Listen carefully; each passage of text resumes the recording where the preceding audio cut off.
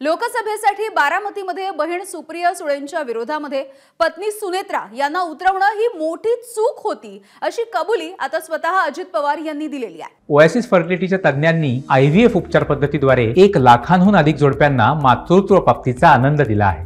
मोफत appointment book करण्यासाठी आजच संपर्क साधा।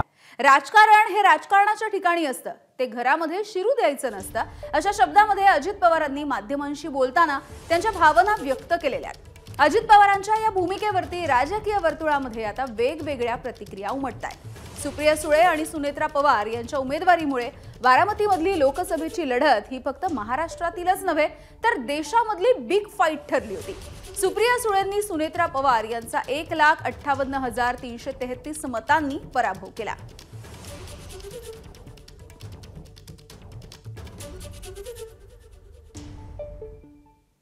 तर एकूणच या सगळ्याच्या संदर्भात अजित पवार नेमकं काय म्हणाले बघूयात।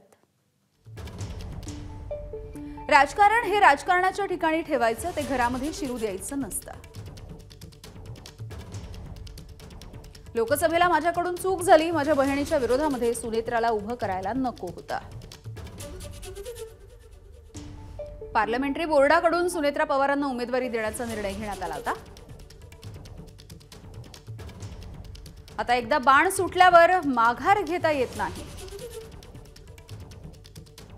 परंतु आज माझं मन मला सांगतंय असं करायला नको होतं।